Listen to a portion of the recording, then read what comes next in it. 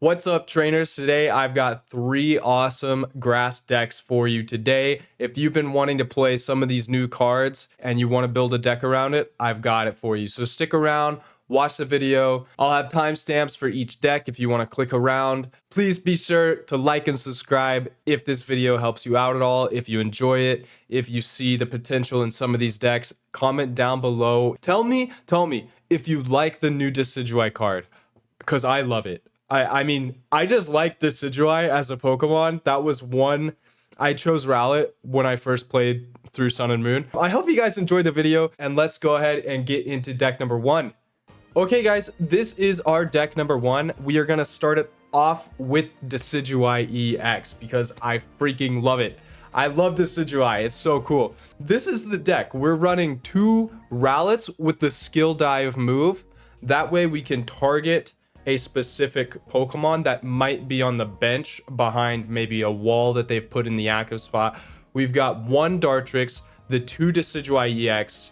Then we have Fomantis and Lurantis. And this is important.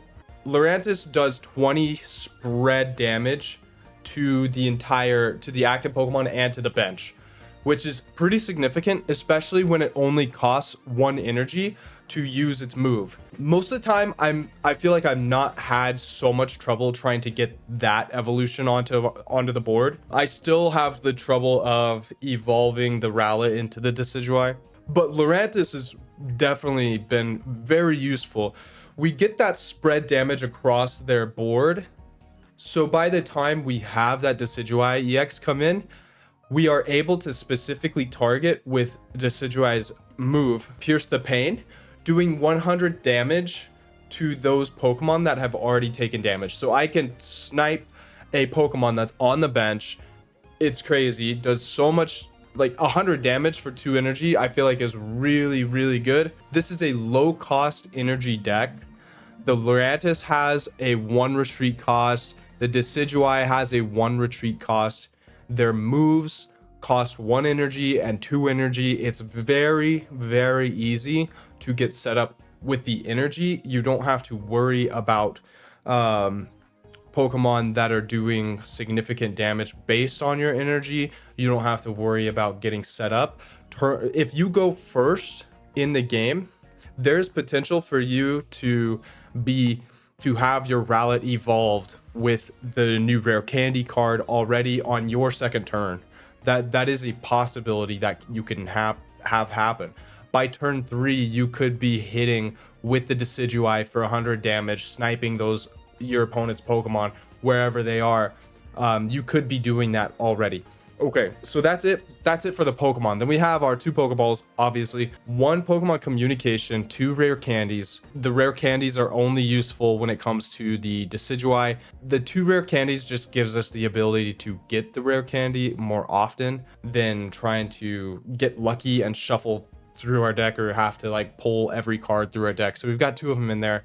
We have the 1 Dartrix. So in the situation where we don't draw that rare candy, but we have the Dartrix, it just gives us the opportunity to be able to evolve and keep our Pokemon somewhat relatively safe, a little bit more healthy, so it's not as easy to get one shot. Then we have 1 Poison Barb and we have 1 Leaf Cape. The Poison Barb could be placed on either Pokemon. This totally depends on the situation. Let's say you weren't able to get set up in time. It's your opponent's turn to attack, but you've got the Decidueye out, but there's no damage has been done to the enemy or to the opponent's Pokemon. You put the Poison Barb on your Decidueye so that you could get some damage down onto that active Pokemon. So then you can use the Pierce the Pain instead of the Razor Leaf, so you can do the 100 damage instead of the 80 damage on that turn. There's just different situations for sure. Maybe you do just want to have the Leaf Cape on the Decidueye to give it more health. Either option is good. Then we have our 2 Professor's Researches, obviously, Guzma and Lily. These cards, I love them. Honestly, I love them. Our only heal is from Lily. That's 60 HP on our stage 2 Pokemon. It's only viable on our Decidueye EX. But 60 HP is very significant. I decided to opt for the Lily because we just want to play around Decidueye. That's essentially it. We just want to keep our Decidueye alive.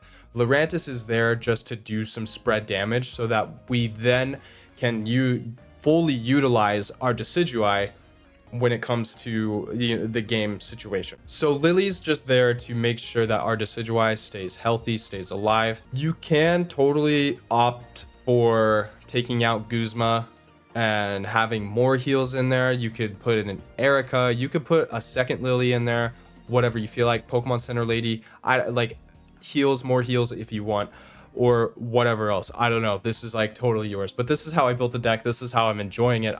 Honestly, I found it to be really good. The Guzma is there because, like, dude, being able to take away your opponent, like discard your opponent's Pokemon tools is absolutely so freaking amazing. It feels so good. Team Rocket Grunt was like, okay, it's really frustrating when that happens. Same with Mars, same with Red Card. Like, cards like that, it was just like, oh, that's so irritating, right? I don't know what it is about Guzma, but I dig it. I dig it. I think being able to take away the Pokemon tool, so your opponent might think, oh my gosh, like, I'll have just that sliver of health because I've got a giant cape on, or I've got the leaf cape on, and I've got just that much health. But you play Guzma and then you discard that, you just knock them out with your Decidueye. It's freaking awesome, fantastic. This can keep you from taking damage from that Rocky Helmet. It can keep you from taking damage and poison from the poison barb. I feel like Guzma has been very useful for me. Again, swap it out for like a heal or something. A second Lily or an Erica would be great. We do not need Cyrus, we do not need Sabrina in this deck, because we are with Lurantis doing spread damage and with Decidueye doing targeted damage, so we can hit their bench. It doesn't matter if we have a Sabrina or if we have Cyrus. I feel like you should play to your strengths of this deck, and that strength is the Decidueye. That is the deck. Let's move on to deck number 2. All right, this is deck number 2. Meowscarada and Sereni. That's the deck. Okay, so we've got the 2 Sprigatito, 1 Florgato, 2 Meowscaradas. Kind of similar to how our previous deck was with the Decidueye, where we've got the 1 middle stage Pokemon, and then we have our 2 rare candies. Then we have 1 of the Sereni line. What's good about this Pokemon is that, again, this is a very low cost energy deck. So if you have Bounce Sweet in your active spot at the beginning of the game, and if you have that rare candy and the Serena, I mean, dude, your opponent's just gonna get pissed off, right? As soon as you evolve that Bounce Sweet into Serena with that rare candy, 1 energy, you get to flip 3 coins and potentially do 150 damage to your opponent. It's 50 damage for each heads from that Pokemon. It's absolutely nuts, and it's very healthy. It has 130 HP, and Meowscarada has 140.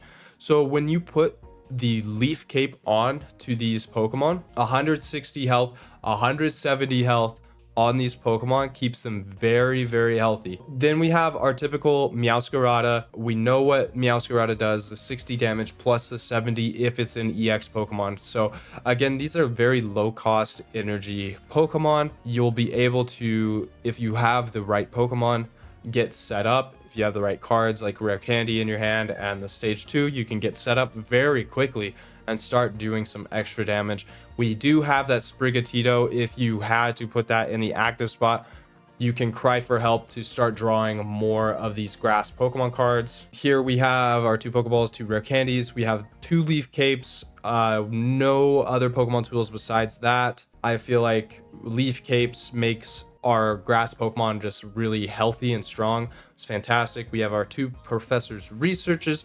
We have 1 Erica, and I'll explain this in a second, but we have 1 Erica, 1 Sabrina, 1 Mars, 1 Lily. Weird, kind of, it's a little strange. I know it's a little strange, but like the Erica can allow us a potential turn for any of our grass Pokemon. We can stall potentially on any of our grass Pokemon. So let's say maybe we just weren't able to evolve at the right time, our Pokemon, and they took some damage already, and they were in threat of getting knocked out. We can Erica that Pokemon that hasn't been fully evolved yet, like maybe our Floragato or our Steenie just wasn't evolved quite yet. We can use the Erica on any of those Pokemon.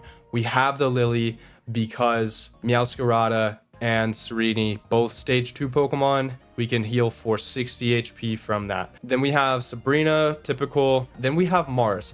This is one card I want to talk about because I feel like Mars is actually a very good card when it comes to end game situations. I don't know if you've noticed, but I've seen this in like almost every game where people just have so many cards in their hand at one time, especially even with this deck where you have this Brigatito and you're using the Cry for Help. You're going to end up with like 5, 6, 7 cards in your hand at one time. Mars just outplays that. It just counters that. Where sometimes your opponent will make a move to, let's say, put energy on one of their Pokemon that they still need to evolve, and that maybe gives you the hint that, oh, they have the next stage of the evolution in their hand already. And so then you could play Mars to potentially get rid of that card, have them draw new cards. When it's in game, they could be drawing only one card back, which, bro, I've won and I've lost to this card. It is what it is. I feel like it's a very strong card. You could definitely try it out, but for players who maybe aren't so comfortable with Mars or like when to play a Mars, I would swap this card out for another heal. I would either go with a Lily or an Erica. Either one was good, but I would definitely go for some more heals. It's a lot easier to figure out when you need to heal your Pokemon versus when to play a Mars card. Sometimes it's pretty difficult to judge. You don't always know exactly what cards they have in hand, but if you're uncomfortable with it, for sure swap it out for another heal, maybe just a potion so you have an item card and can still use a supporter card. Okay, so that's this deck. I feel like it's really strong. Now I want to move on to one of my favorite decks that I've been playing so far in terms of grass types. Okay, this is our deck number 3. It is Beedrill and Meowscarada. Meowscarada is just a really strong card. It being not an EX makes it so valuable when it comes to only allowing the opponent to take 1 prize point from you. It's really good. It's really good. Anyway, so here we go into our deck. Here we have our 2 Weedles, we have 1 Kakuna and 2 Beedrills, just like before. We have the rare candies for it, and this time in this deck we were able to put in a communication. Then we have 1 Sprigatito and 1 Meowscarada. No Floragato. I know it's a little crazy, and maybe some of you would put a Floragato in here. For me, I just opted to play around the rare candy for that card. I want to play for my Beedrills and then have a Meowscarada as an end game solution to what might be taking place. So far, I've enjoyed playing around the Beedrills. If you're able to get your 2 Beedrills set up on your board, I've been alternating between the 2. Let's say one takes damage and I can swap out into the other one. Basically, I can move them in and out if I've got 1 energy on each of them at a time. So I love playing this game with the Beedrills. They only have a 1 retreat cost, so it's what makes it really good. And then Meowscarada only requires the 2 energy to attack. So it's, again, super low energy costs here. Everything besides your Kakuna has a 1 retreat cost. It's very, very strong. So this is how I play it. I play it with focus on the Beedrills, evolving the Beedrills, with Meowscarada as an end game, which the way that this deck is built, the Meowscarada is going to potentially take a while for you to get to because there's no Floragato in the deck. You are purely relying on that rare candy. Do not use both rare candies on your Weedles. You have to use 1 rare candy on your Meowscarada. That's how this deck is built. But anyway, the 2 Pokeballs, communication, 2 rare candies, 2 Leaf Capes. Again, Leaf Capes just feel so strong right now. That puts you 200 HP on a Beedrill, 170 HP on the Meowscarada, 2 Researches, 1 Sabrina, 1 Erica, Mars, Lily. I like those line of cards personally. I've got the Erica just in case I need to heal one of our basic Pokemon, maybe if they need health immediately and I'm not able to get them there. It's probably early on in the game, right? They've maybe taken damage. Then we have the Lily for our late stage, our Beedrills and our Meowscarada. And then again, we have the Mars here, which I explained previously with the last deck, that I feel like Mars is a very good card if you're playing around what your opponent has, if you're able to pay attention to the potential that they might have a card that they need to evolve, then you play that Mars, swap out the cards, whatever. Again, if you're not comfortable with playing Mars, swap this card out for a second Lily or a second Erica. More heals is just, it's better. It's hard to knock out this Beedrill in one shot. The only Pokemon that can do that is going to be that Charizard. Being able to get the Beedrill set up pretty early and attacking with your Beedrill allows you to keep your opponent at a disadvantage. Not exactly because of the damage that they're taking, but because of the energy discard that they have to do. So whenever you attack with Beedrill, they have to discard an energy from that Pokemon that you hit. And so that can keep you at the advantage. If they are 1 or 2 energies away from the move that could do a lot of damage to you, they will always be at an energy disadvantage, which is so strong when it comes to cards that purely rely on that amount of energy. Like, I played against an Incineroar that was just 1 energy away from being able to hit me with its second move. I don't remember the name of it, but like the one that does 80 plus 60 damage. It couldn't get there because my Beedrill just kept discarding an energy from it. And so there was just no way around it. And same when it came to a Solgaleo, they had no energy on it, and then they had attached an energy, and then I would hit them and I would discard the energy. And so they would only ever have 1 energy on the Solgaleo at a time. And I just won because of that. There's no way to play around it. So if you're able to get your Beedrill set up in time, and then if you have 2 Beedrill out ready to go, you are able to swap in and out with them, continuing to discard those energies from your opponent.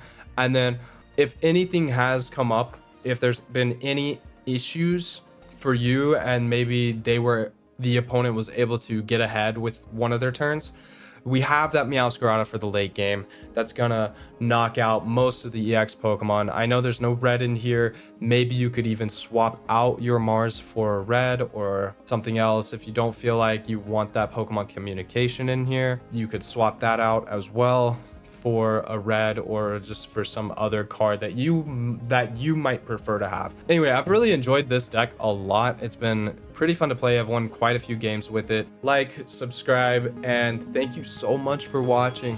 Ronin out.